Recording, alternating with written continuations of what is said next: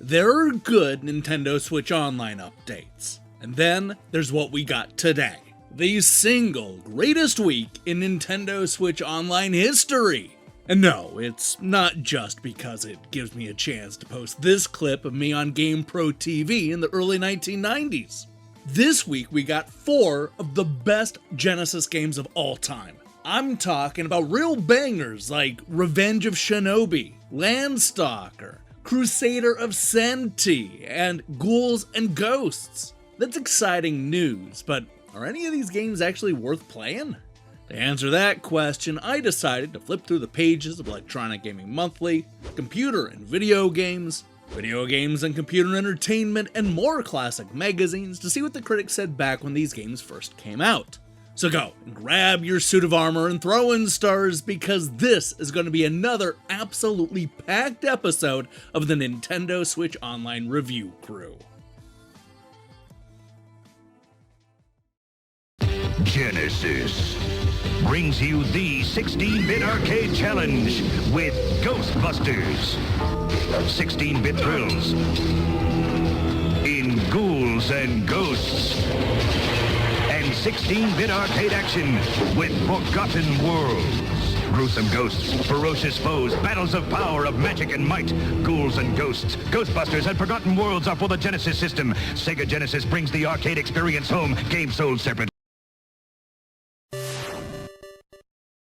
If you grew up being a diehard Nintendo fan, then you may have looked down or even felt sorry for those poor Sega loyalists who completely missed out on the greatness that was The Legend of Zelda. Well, fear not, fanboy, because the Genesis actually had a solid selection of adventure games inspired by Link and his many legends. One of the best ones was Crusader of Centy, an action-adventure game from Atlas that came out in 1994, right at the tail end of the 16-bit generation. It stars a 14-year-old boy, unfortunately named Corona, who loses his ability to speak to humans, but somehow gains the ability to communicate with animals. That's a cool setup for one of the best adventure games on the Genesis, and the critics agreed.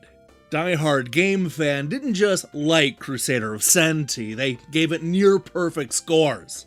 Giving it a 98%, Skip asked the age-old question. Why, oh why are these types of games so hard to come by? I think I like this game too much.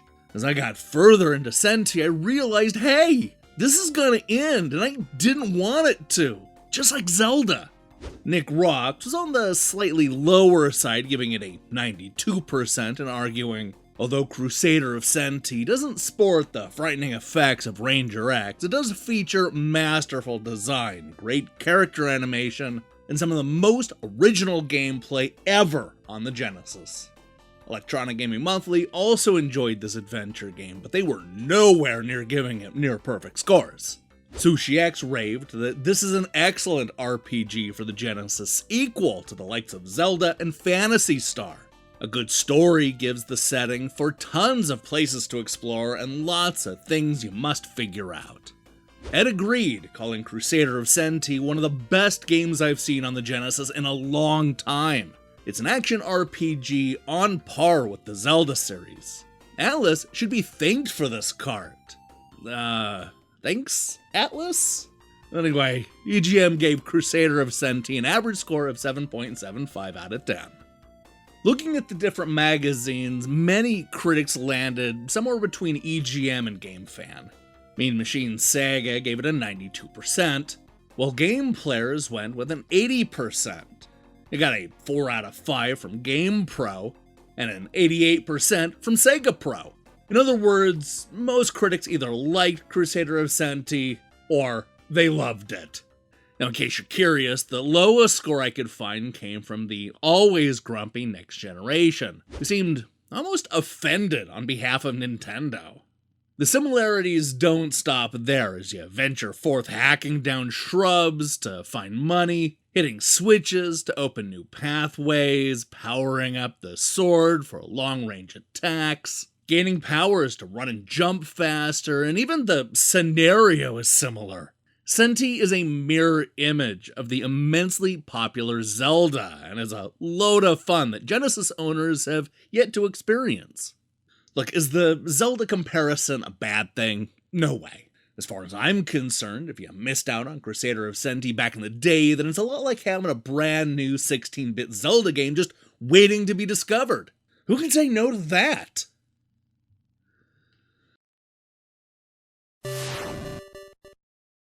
When Sega launched their 16-bit console in the late 1980s, they were committed to one thing: bringing the arcade experience home.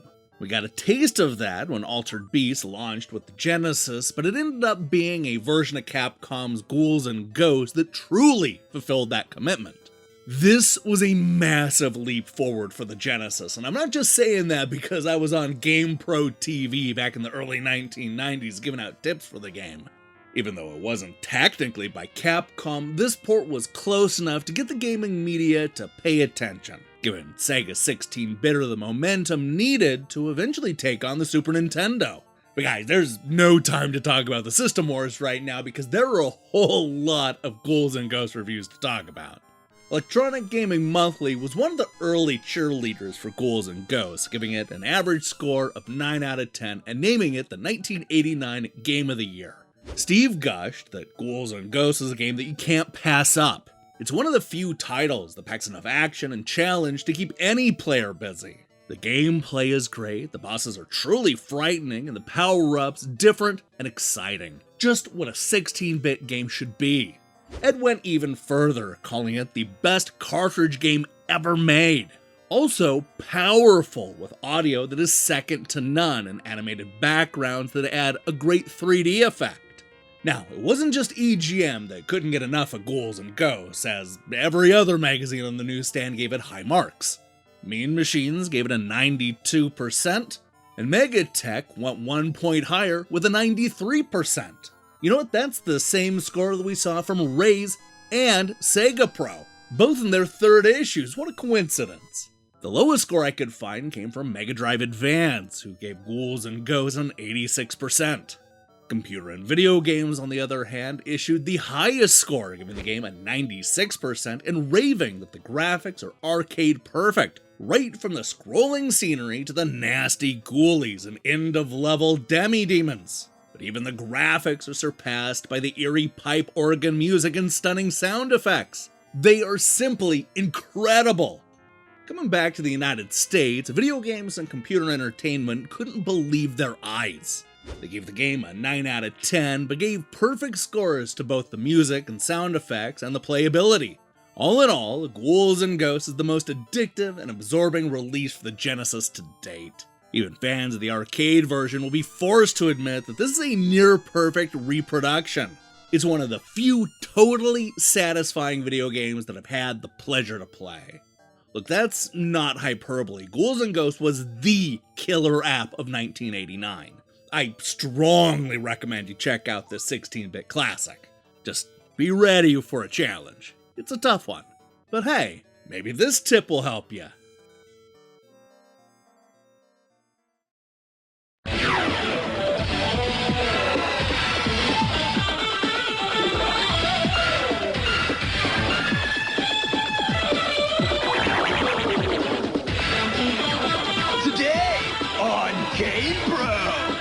Up-to-the-minute tips and tactics for Lolo 2 on your Nintendo Entertainment System.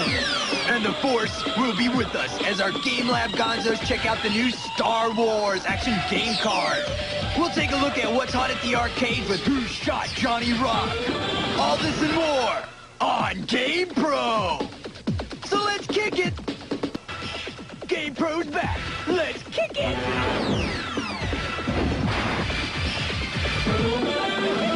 Hello, I'm Lachel from Aberdeen, Washington, and I have a great way to beat Lokai, the big boss in Ghouls and Ghosts, for the Sega Genesis.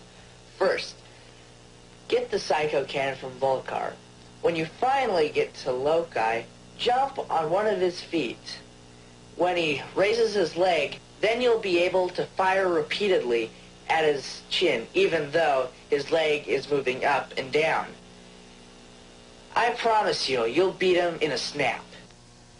Good tip.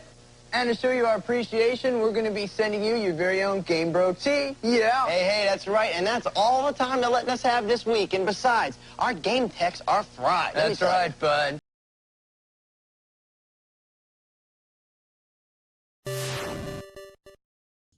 Of all the adventure games inspired by The Legend of Zelda, Landstalker was always my favorite.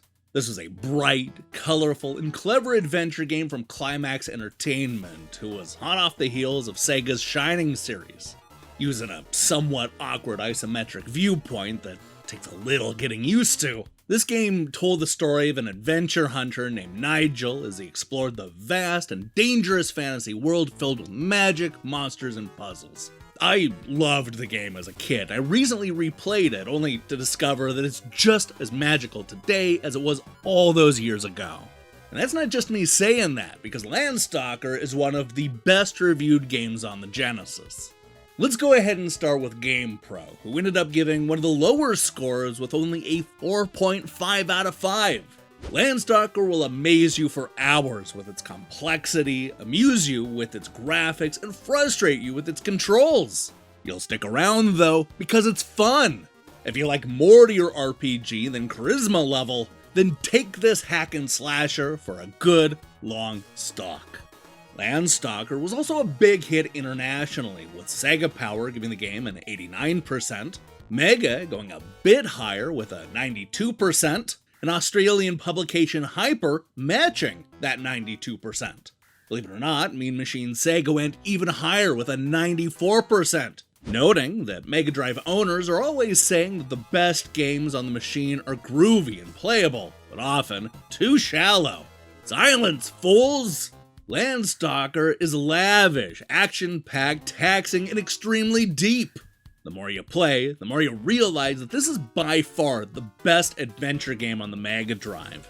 Now, the lowest score I could find from an English language magazine came from Sega Pro, who gave Nigel 16-bit Adventure an 85%. The highest score came from Die Hard Game Fan, who ended up reviewing the game twice. When they reviewed the American version in issue 10, they gave Landstalker an extremely generous average score of 95%. That's good, but nothing compared to the Japanese version that they reviewed 7 issues earlier. That version averaged, get this, a score of 99%, which is almost unheard of. Skid gave the game a perfect 100%, saying the climax brings the best action and role-playing together, creating the perfect action RPG. You remain glued to the screen from the moment you turn it on.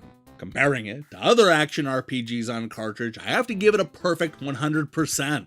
I don't think anything on cartridge will ever come close. Even Brody, who gave the lowest score a paltry 98%, called Landstalker the perfect action RPG and a 16-meg masterpiece filled with hours of mind-bending labyrinths and sword-slashing action. The masters of climax have outdone themselves and surpassed even the mighty Zelda. Well, I don't know about that, but Landstalker is definitely great. It takes a little getting used to, but once you get the hang of the controls, you'll discover an epic adventure with a cool hero. I highly recommend it.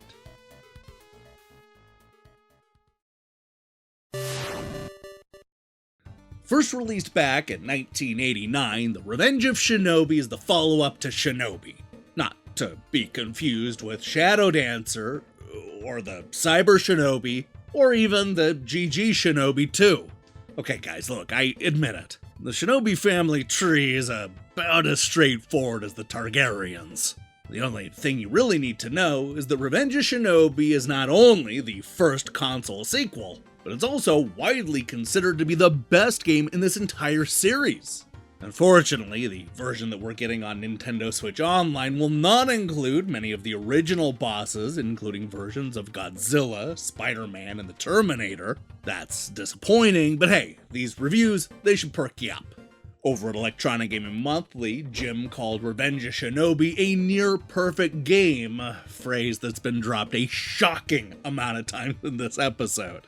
Take the Shinobi theme and energize it with superbly drawn characters and backgrounds, enormous bosses, and stunning magical abilities, and you get the best game yet on the Genesis. Ed agreed, calling this Shinobi sequel a truly phenomenal game. Superb graphics, a wide variety of different screens, and extremely challenging gameplay all add up to one of the best Genesis games yet. EGM ended up giving the Revenge of Shinobi an average score of 8.5 out of 10. Believe it or not, that's actually low when compared to the critics across the pond. Mega gave the game a 91%, while Raze went with a 92%. And that's just the start, because Mean Machine Sega went with a 93%, and it got an even higher 94% from Megatech. And then there's Sega Pro, who gave Revenge of Shinobi a 96% and said that it was widely considered to be the best of the genre. Colorful graphics and thumping sound make this a great game. Indeed, a classic. Now, before we leave the United Kingdom, I first want to highlight this review from Paul Rand in Computer and Video Games. He explained that Revenge of Shinobi offers little in the way of innovation to the seasoned arcade addict, but that the game is an absolute corker both to look at and play. Graphically, it's superb, much better than the original, with a lot of variety in the brilliantly animated sprites and moody backdrops. Super Shinobi is a tough game that is guaranteed to keep you glued to your seat for a long time. Paul ended up giving the game a 93%.